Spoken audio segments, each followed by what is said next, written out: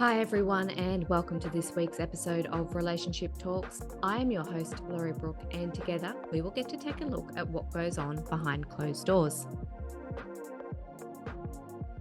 Today, I am joined by Nick. Hi, my name is Nicki van Ingenschenau. I am an entrepreneur, a mother, a divorcee, an orphan, and I currently live in Amsterdam, from where I run my tour guiding business, Tokyo Tours, together with my partner Stephanie, who is living in Tokyo. And what we do is we provide guided tours for people traveling to Japan with local experts. Nicki is the founder of Tokyo Tours and has won the Fujitsu Marketing Challenge a few months ago for her company, along with several awards, among which was TripAdvisor's Traveller's Choice Awards. Nicki is here to talk to us about the relationships she has encountered throughout her life, including the one with her current business partner, Stephanie.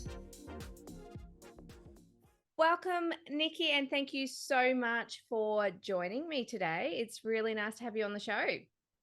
Thank you for having me. I have to say, I think you are my first European guest on really? the show. I've had lots from the States and I've had a few from the UK, but none from Europe. So this is really exciting for me. Yeah, actually, it's really late at night right now, but I prefer to stay up late rather than get up early. So it works well for me. Yeah, I'm very much the same, much more of a night owl than an early bird. Me too. Tell me, we're here to talk about your relationship with Stephanie, but before we get to that point, I suppose you covered in the introduction that you are so much more than just an entrepreneur. Yes. Give me a little bit about your story. Well, basically, I met my husband back in 2008, maybe somewhere around there. No, earlier, before that. 2006 maybe. Anyway, I met him on a dating website. I wasn't really looking for a relationship. I just thought, does this person have something that will keep me intrigued for an hour? And on his profile, it said he was Japanese. So I thought, oh, that's interesting. He must have an interesting backstory. How did he get to the Netherlands? And I don't know anyone who's Japanese, so I'm sure he'll be able to entertain me. And it went really well, the date, and he was really interested in me. And I was nearly 30 at the time, so I thought, well, maybe I should just jump on board because I don't know if I'll have another opportunity and life might pass me by. So I still want a family and kids, so maybe I should just go for it. So 3 months later, I was living with him in Amsterdam. I had canceled the lease on my studio apartment. And then 5 years later, he proposed to me, how would you feel about living in Japan for 2-3 years? Because even though ethnically he was Japanese, he basically grew up in the Netherlands and always spoke Dutch and didn't really have any experience living in Japan other than when he was a baby. So I said, yeah, sure. See if you can find a job. I can postpone my career for 2-3 years. It's fine. And after 3 years, we'll go back and we've had our adventure. So he found a job and I moved with him to Japan. And I hadn't really done that much research. So I figured, well, my English is not too bad. I have a bachelor's degree. I have a ton of work experience. So must be easy to find a job. And it wasn't. Everywhere I went, it was like, so you're fluent in Japanese? And I would be like, not exactly. And they would be like, oh yeah, I'll give you a call and we'll keep in touch, and then never hear from them again. So then I thought, well, I'll just study Japanese for like a year and then I'll be fluent and then I can apply for a job and it'll be fine. So I went to school from 9 to 5. I did all my homework, and then 2.5 years in, I still wasn't fluent in Japanese. So one of my friends who's a flight attendant came over, and I had like complaining session, and I was like, yeah, I'm still studying Japanese, I'm still not fluent, not enough to get a job, and I don't know what to do. So she suggested, why don't you become a tour guide, because you've been showing me around and you have all these interesting stories about Japan and you know so much. And I was like, tour guide, I don't know anything about tourism, I've never started my own business, I've always worked for someone else, I don't even know the rules and regulations in Japan, how am I even going to do that? And she was like, well, just create a website and make sure you have an email address and I'll take care of the rest. And I thought, oh, this is one of those cases when people are like, yeah, I will help you, and then you never hear from them again. So just to be safe, I created a website and the email address and sent the information to her. And then 1 week later, I received an email like, oh, yeah, I see that you are doing tours in Japan. I would like to book a tour with you. And I was literally just falling off my chair from amazement, like, oh my God, I was so not expecting this. And yeah, things really took off from there. And 6 months in, I got an email from a girl, and she wrote to me like, oh, I see that you do guided tours. I did tours myself in Amsterdam. Would you consider hiring me? And I was like, no, I'd never considered hiring anyone, but yeah, it would be nice to have a day off occasionally, so why not? So she was my first hire. And then in 2014, I gave birth to my daughter. And being pregnant, especially near the end of the pregnancy, it just became harder and harder to walk up and down the stairs. And Tokyo is actually quite hilly. So it was just so exhausting. And with the pregnancy brain, I couldn't get my facts straight. So from that moment onward, I started to kind of hire more people and move more to the background and let other people do the tours mostly. And yeah, then in 2018, I was supposed to move back to Europe. So I asked one of my best guides, Stephanie, if she would be interested in buying the company from me.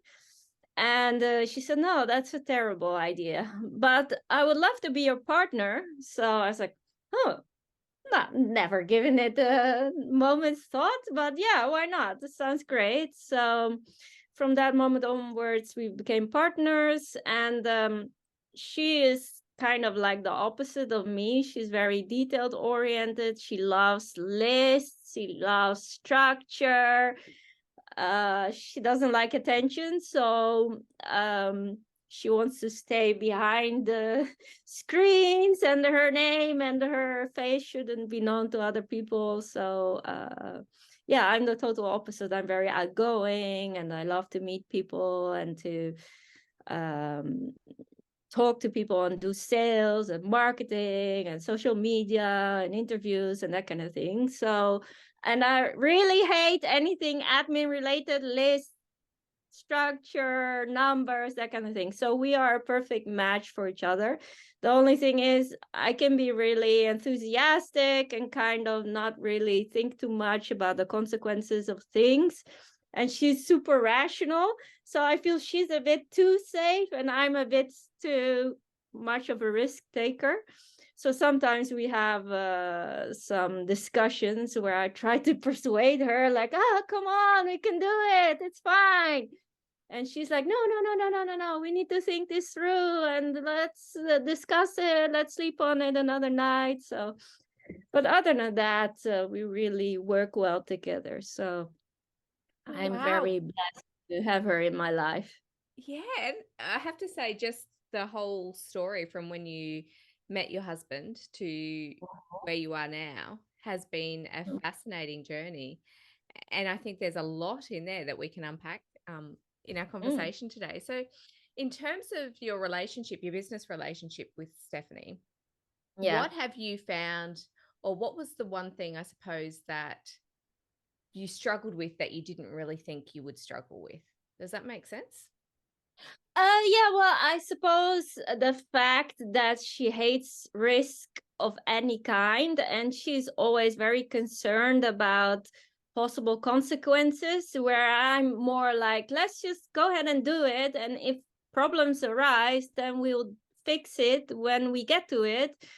And there's no point in going over 25 different scenarios that might not even happen, where she is really careful and it's like, yeah, but and let's talk about it. Let's not rush into things.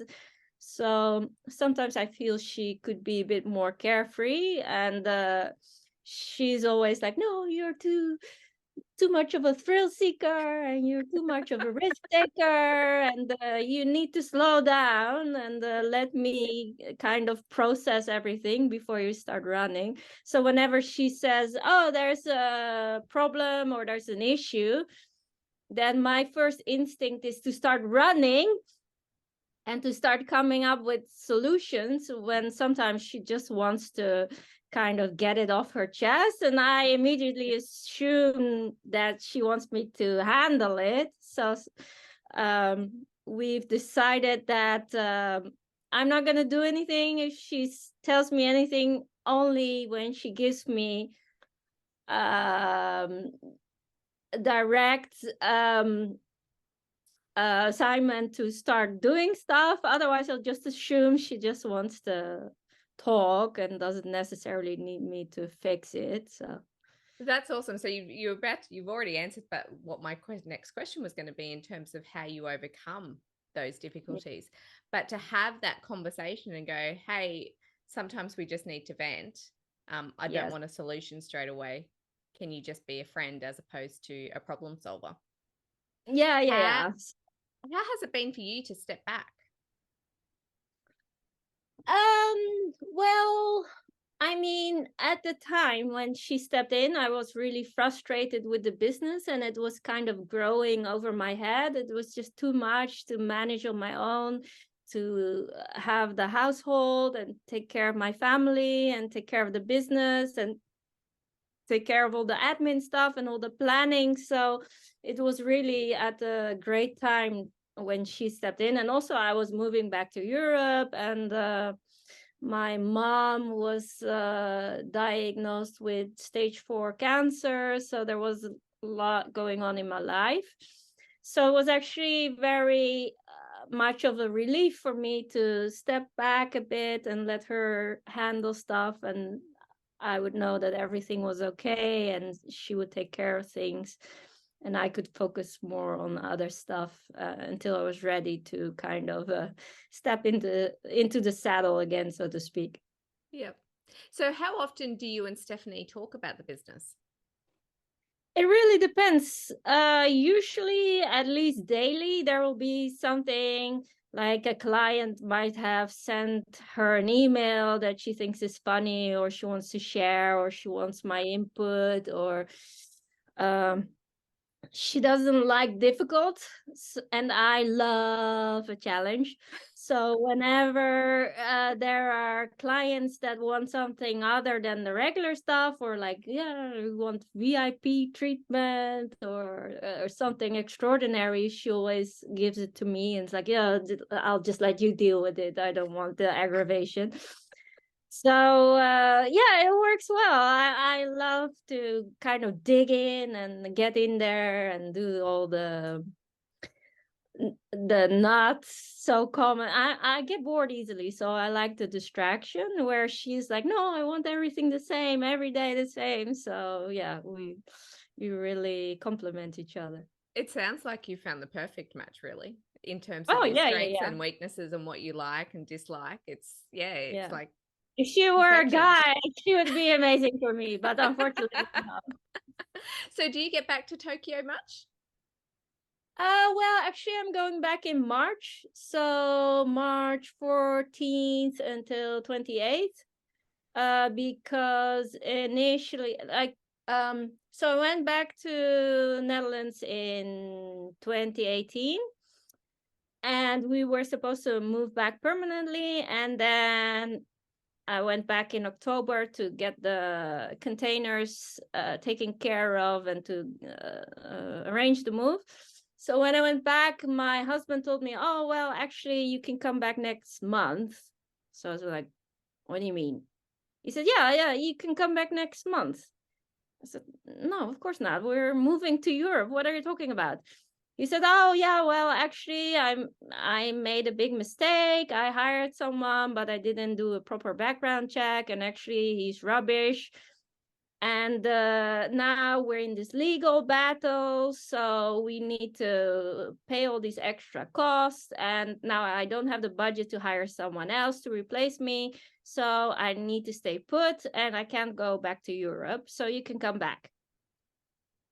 So I told him, no, I'm not gonna do that.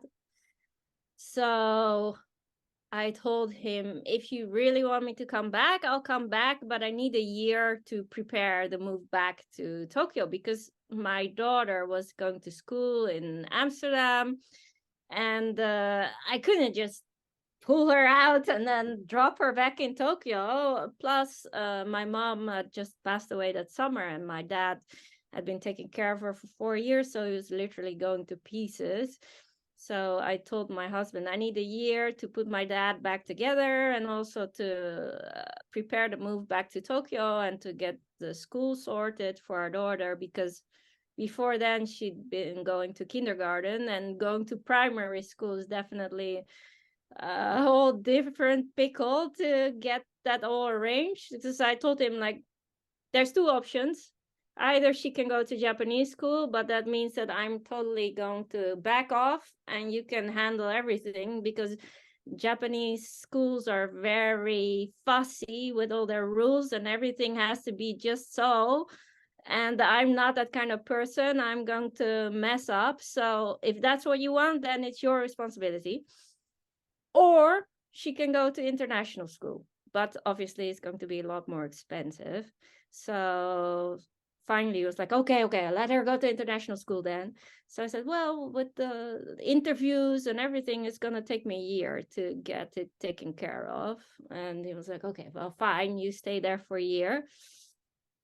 And yeah, then after a year I went back.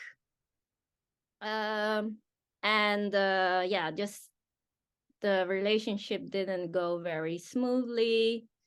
I mean, in June, I already found out that he had a Tinder Gold account. So I was on his iTunes account, and then I saw this, subscriptions. I thought, interesting. So I clicked on it, and it said Tinder Gold account. So I sent it to him, and I asked him, would you care to explain this? And he said, oh, yeah, well, I'm not using it for dating. I just want to see if I'm still in the market, and I want to see if people like me. I said, yeah, sure. You are paying $60 a month just to see if people like you. Is that the best thing you can come up with? And he was like, yeah, So I said, I'm already so all the arrows are towards Tokyo, and I'm supposed to go back, and I can't just pull back now. So whatever it is you've been doing, just cut it out. And if you still want this to work, then let's make the best of it, and we'll not discuss it, and let's just see if we can rekindle the marriage. So I went back in 2019. When I was at the airport, my dad said goodbye to me, and he said, I'm never going to see you again. So I told him, why do you need to be this way? I'm coming back at Christmas. Can you please not react that way? And he said, no, I'm serious. We're never going to see each other again. So I said, well, fine. If that's how you want to be, then I'll see you at Christmas, and I hope you'll be in a better mood. And then in October, I got a phone call from my eldest brother, and he said, actually, your dad is doing very poorly. If you want to say goodbye, you need to come now, because he's not going to make it. So I was just contemplating what to do, and I asked my husband, can I leave? Can we afford the ticket and everything? And finally, I booked the ticket, and literally 5 minutes later, I got another phone call from my brother again to say that he had passed away. and that of course I could still come, but that I would need to arrange the funeral and empty out the house because my mom had already passed away a year earlier. So I went back for 5 days, took care of the funeral, took care of the house, and then went back to Tokyo. And yeah, I mean, all this time I knew something was going on with my husband, but I was like, I'll just live my own life. He's not really bothering me. He's never home anyway. I don't really have to see him that much. So let him do his stuff. I have my company, I have my daughter, I have enough on my mind, I have enough on my plate. It's fine. And I want to give my daughter that stable family life. So let's just deal with it. And yeah, then 2020 came around. My business collapsed. Stephanie got a nervous breakdown. And I told her, well, why don't you just pull out of the business entirely? Don't do anything. Don't read any emails. Just focus on yourself. I will take care of everything. If there's something I think you need to know, I will let you know. But otherwise, just stay out of it. So I did that. And yeah, being locked inside a house with my husband and my daughter, he was just driving me insane. And he was incessantly on the balcony texting, and whenever I came nearby it would be like this. So I knew something was going on, and one day I was just so sick of him. He came home drunk and passed out, forgot to lock his phone. So I grabbed the phone, screenshotted everything incriminating, and the next morning I said to him, hey, I don't know where you're going to sleep tonight, but it's not going to be here. So why don't you grab your shit and go? And he was really surprised at that. And I said, yeah, I'm so fed up with you. I know everything. Just leave already. So that's when I threw him out. And he immediately started living with his girlfriend, whom he had been seeing for 8 months already. And unfortunately, because of COVID and because of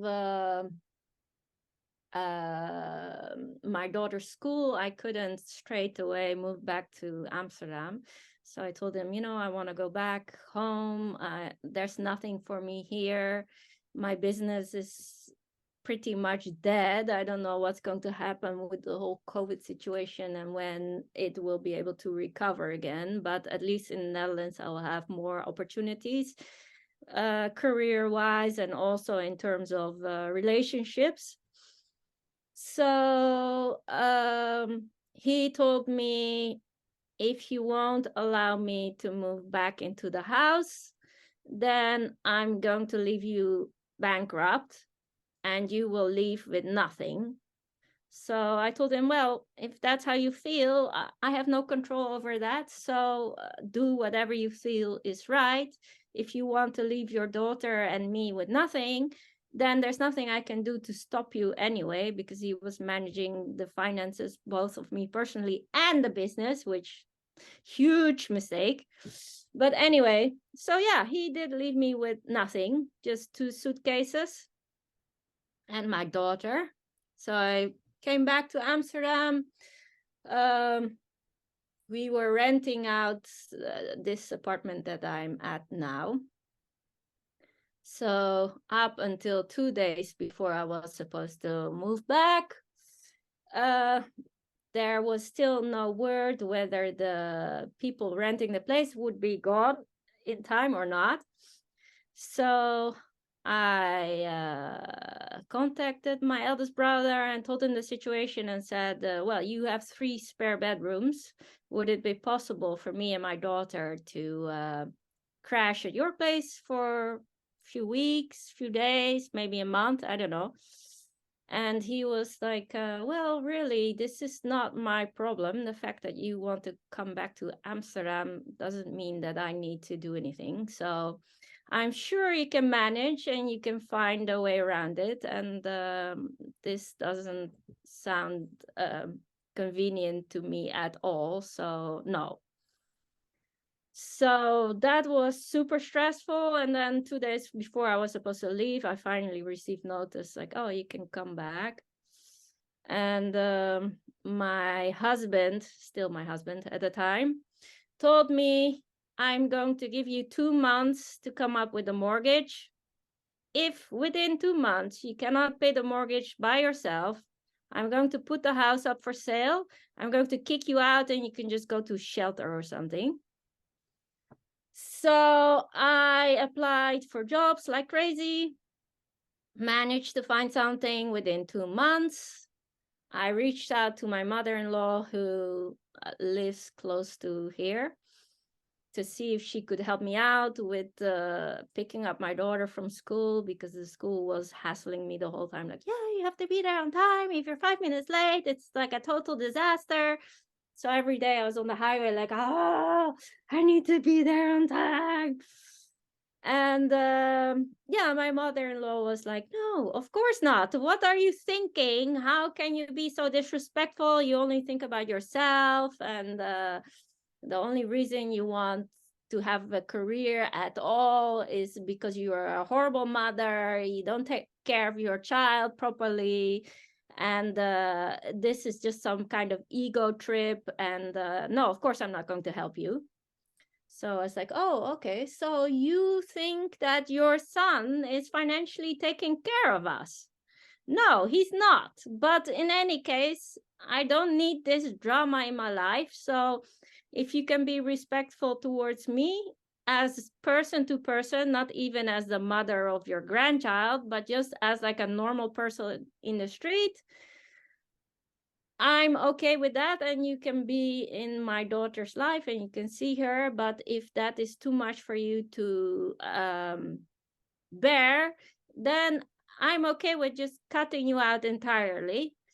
So I didn't hear from her in 3 months. And then after 3 months, she was suddenly like, oh, I could occasionally, whenever I feel like it, pick up my grandchild and spend a few hours with her. So I was like, well, I'll take whatever I can get. So fine. So I allowed her back into my daughter's life. And then April came around, and actually in January we got divorced officially. And then in April, my husband, or ex-husband at the time, came over, and my daughter had been terribly depressed for months already, because she had this idea like, oh, if I just go back to Tokyo, then all the pieces will fall back into place and I will regain the feeling I had before leaving Japan. So my life will magically be like it was before. I just need to go back to Japan.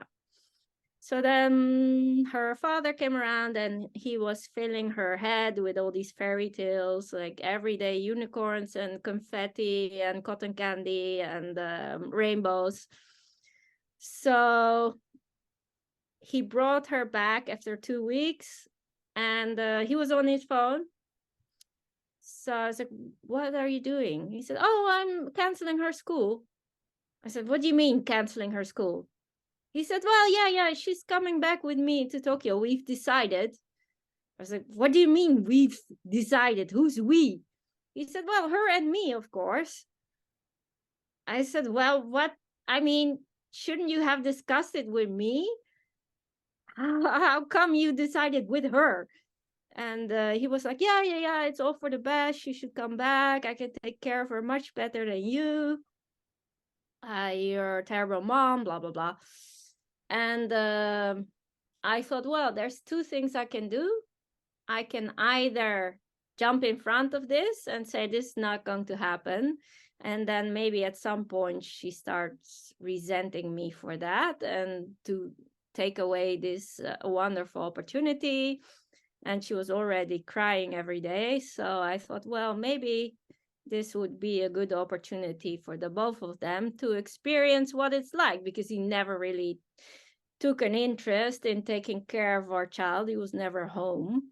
Plus, she never really experienced what he was like as a person. So I thought, well, maybe she should just have this opportunity. And if it doesn't work out, I'll find a way to mend it.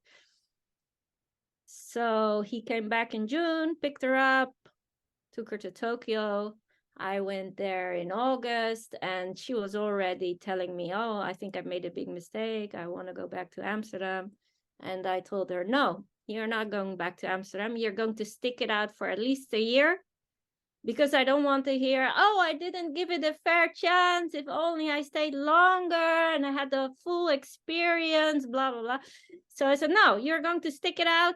And then after 1 year, if you want to come back, my heart and my home are open to you. And I would rather scratch my eyes out than have you unhappy. So if I need to fight to get you back, I am up for it. So that's basically where we're at now. So my ex is like, oh, she needs stability in her life. She should stay here for at least a couple of years. And my daughter is like, no, I want to go back to Amsterdam. I don't like it here. I don't like living with my dad and his girlfriend. And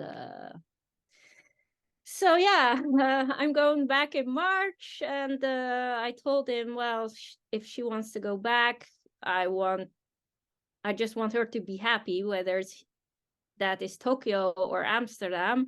I don't really care. I just want what is best for her. And if she wants to come back, then she should come back. And if you can be reasonable about it, then let's try and sort it amicably. And if not, I don't mind fighting you for this. So let's see how he is when I go back in March. But yeah, it's been a roller coaster, so to speak. But fortunately, at least last October, my business started to go up again, because the border with Japan opened up, and everyone is flocking to Japan. So at least that part of my life is going well. The rest is in shambles, but oh well. What else is new? Oh, it's like a constant juggling act, isn't it? Trying to get everything to feel like it's running along smoothly can just feel impossible at times. Yeah, I mean, I've had so many things going on with me the last couple of years, and so many struggles and so many things I had to overcome, that, to be honest, patience has become a bit of an issue.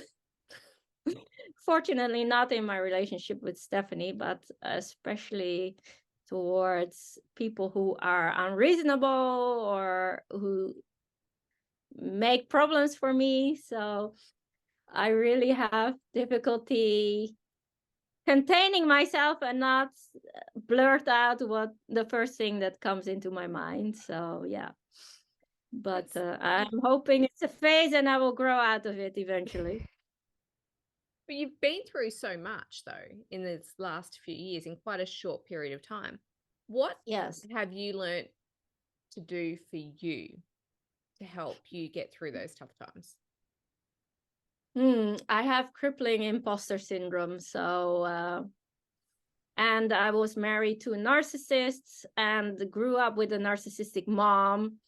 So basically, my life has always revolved around other people, and I never really took any time out to decide what I want and what is good for me.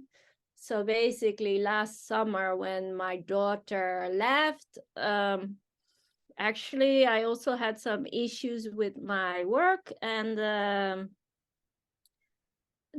my manager said, oh, well, your coworker is leaving, and since I already have to fill up one position, I might as well fill up two. So I'm giving you 3 more months to stay, and then I'm going to get a replacement. So I said, well, why wait 3 months? Why not get rid of me now if that's what you want? So I told her, just let's just end it here. And she was totally shocked. She had envisioned this idea like, oh, she can stay around and then she can help the new replacement get settled in, and I'll have a 3 month grace period. I'm sure she'll want the income, so it'll work itself out. And I was like, no, if you want to get rid of me, do it now. Why wait? Why drag this out any longer? So yeah, I lost my job.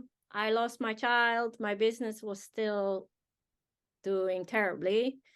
I lost both my parents. I lost my husband. So I was like, who am I even? I'm not a child. I don't feel like a mother with my daughter not being there. I'm not a business owner. I'm not a wife. I'm not an employee. I'm basically nothing. And with my brothers also being like, oh, you have your life, we have our own family, so since our parents died, you just figure it out on your own, and please don't bother us. So I felt like, yeah, I feel driftless. I don't have any family. I had some friends, but I mean, I hadn't really had close contact with them living abroad for 10 years. So yeah, I was really struggling and trying to find my own identity. And like in Japanese, you have a phrase for it. It's called ikigai. And ikigai is kind of like a number of things. So it's like your destiny, it's like what you like, what you're good at, your role in life. There's a lot packed up into it. And I felt like I had nothing. So yeah, those were a rough couple of months trying to figure out what am I even doing here. And slowly things started to get better, and I did a lot of contemplating and a lot of introspection and looking back at my relationship, what went wrong and why did we both behave the way we did under the circumstances, and what could I have done differently or better. So yeah, I mean, I'm in a better place right now, especially now that my business is doing better. But yeah, there's still a lot of struggles, and especially in the romantic department. I mean, I know what I don't want, but I don't really know how to get to where I do want. And I don't even know what I do want. So that's kind of a thing. But at least I now have the drive to continue going. And I've been doing stuff for myself and doing a lot of drawing and a lot of meditation and yoga. So that helps me to kind of settle my nerves. But yeah, it's been difficult, I must admit. So, in your time doing that introspection work and thinking about what you could have done differently or better, what did you come up with? Well, I figured out that my husband was a narcissist, and he was always coming up with ways that I should be better, prettier, skinnier, more accomplished, funnier, better housewife, better mother. And basically, Monday he would say A, Tuesday he would say B, and Wednesday he would say C. So I figured out it wasn't so much that he wanted me to improve. It was more of a control thing. So nothing I did was ever good enough. And since I love a challenge, I always bought it and thought, oh, so that means there's something I can do. I can change something, and then everything will magically come together and we'll be happy ever after. So every time he said something different, I started running and decided, oh, I can do this now. I can focus on that. Oh, I should try this.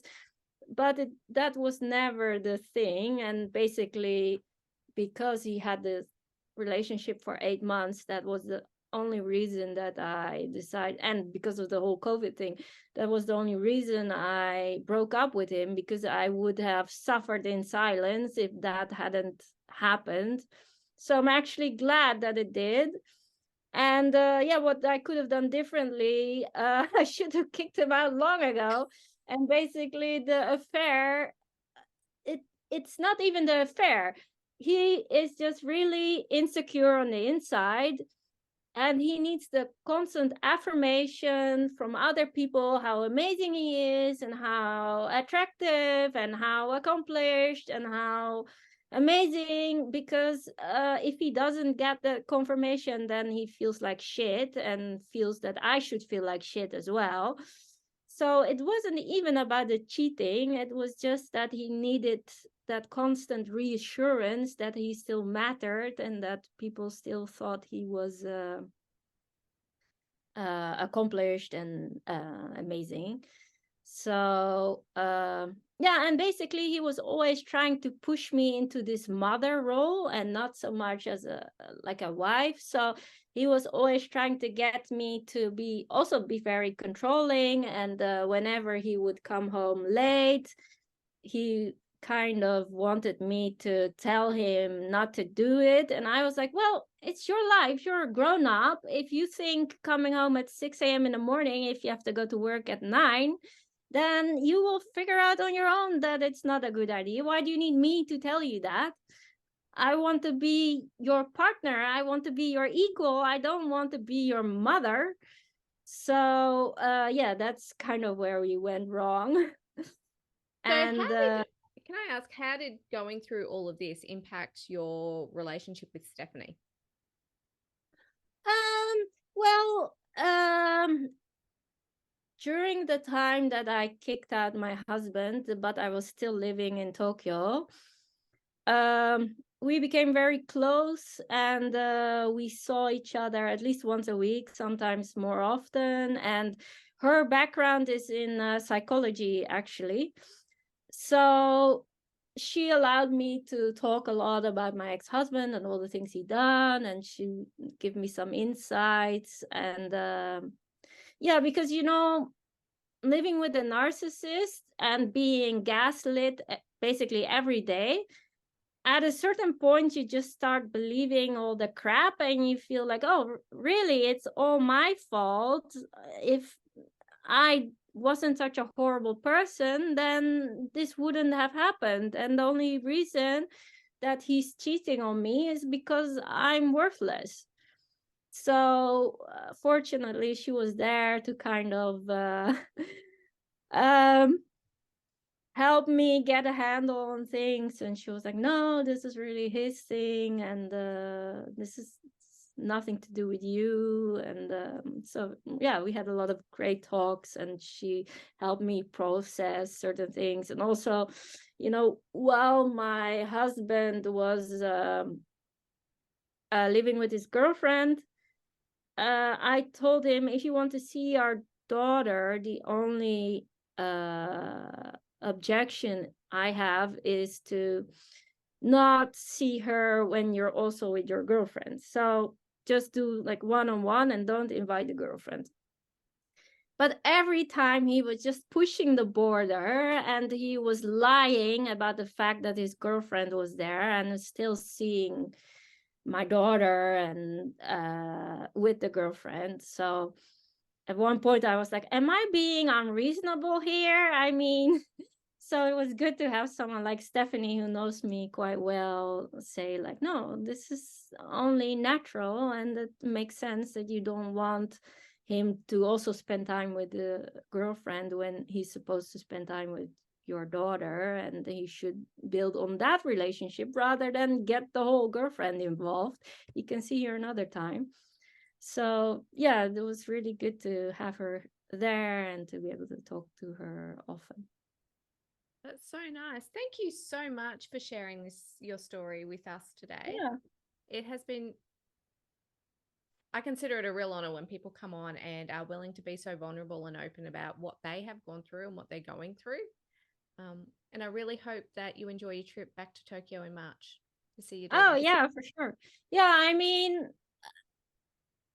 when you basically have lost everything, you come up to a point where you understand that you have the inner strength to overcome anything, and nothing really can stand in your way, and you realize that nothing really matters, that you can just be your authentic self and you don't have to hide for anyone or try to be different or better. You can just be whoever you want to be. So that's why I've decided I don't have to take anyone into consideration except maybe my daughter.